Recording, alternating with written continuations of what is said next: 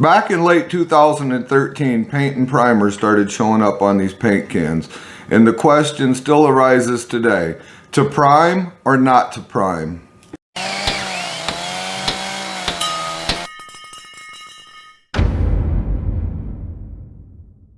Hi everybody, I'm Jim Deerdorf and this is Detroit DIY. Let's dig into this. So first off, let's answer the question, is there primer in this paint? The answer is no, there is not. What is in this paint is some of the additives that would have been put in primer to help it bond to different substrates, different surfaces, and different paints. This paint will not bond well to a high gloss surface. It will not cover stains. It will not eliminate odors. It will not do a lot of those things that primers can do for you. So not in every case would you want to put this paint on a wall without using primer. And here's the instances where I would use this paint without a primer, and that would be that the walls are basically the same color, very little difference in color, and you can get away with 2 coats. If you're drastically changing the color, you're going to want to use a primer, and the reason for that is you're going to have to put probably 3 coats of this paint to cover that darker color, and then what's going to happen is it's going to cost you a lot more money. The primer is a little bit cheaper than paint, and you can put some money in your pocket, and secondly, you can also be assured that the paint is going to adhere to the primer, and you know that the primer is going to adhere to whatever you're placing it over. So now that we've got that out of the way, let's talk about primer a little bit. This is a Kills drywall primer.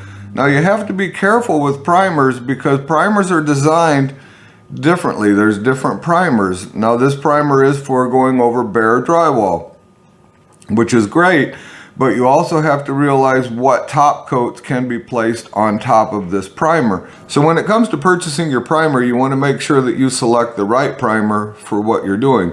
One, for the type of top coat that you're putting on, whether it be oil-based, acrylic, latex, water-based. You want to make sure that the primer can accept that top coat. And in this case, you can see exactly what this primer accepts. Sometimes you have to read on the back of the can. Sometimes it's right here on the front of the can.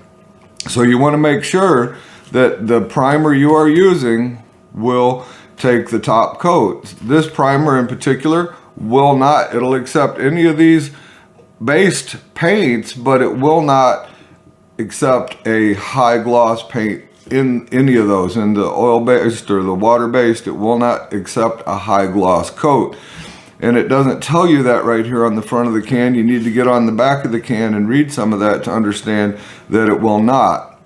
Now if you do make the mistake and you buy the wrong primer and then you start reading the can and you realize, oh boy, this is not the correct primer that I've just put on my walls, it is no problem, although it's more money, to go buy the correct primer and put it over the top of this primer for your paint to adhere to.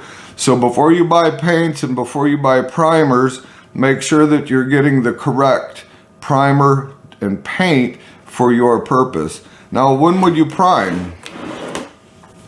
You would want to prime your surface, one, if there's stains. There are some paints with stain blockers in them. For odor, some primers block odor. Let's say that someone smoked in the house for years and years and years and it stinks. It's all embedded in the walls, it's embedded in the ceiling. There are primers that have odor blockers in them. They'll just lock that stink in there and you'll never smell it again.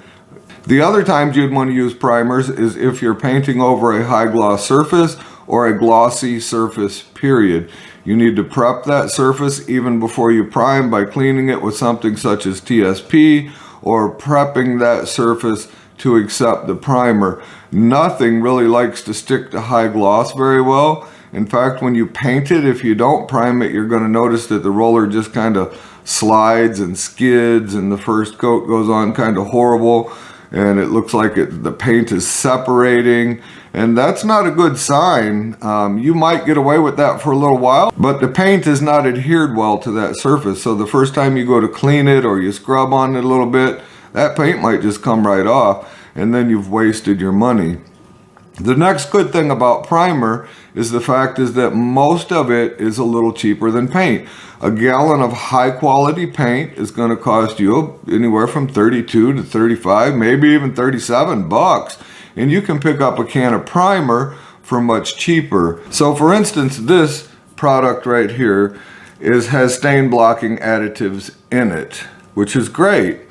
And it will also tell you on this can that you can use this directly over bare drywall, patched drywall, so on and so forth. However, they recommend that the first coat you put on be put on in the thought process that it is a coat of primer. That means you're going to put 2 more coats on top of that.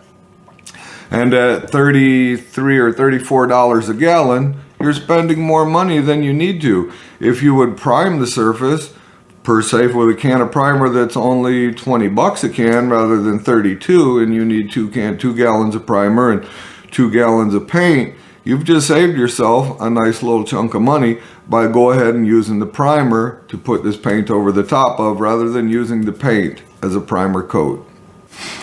I hope that clears up some of the questions that a lot of you may have. Remember to take the time and read through the can yourself. Don't always trust what the person in the paint store is telling you, especially in the big box stores. They're not painting professionals. Even when you go to a paint store itself, such as Sherwin-Williams or PPG or something like that, they typically know what they're talking about.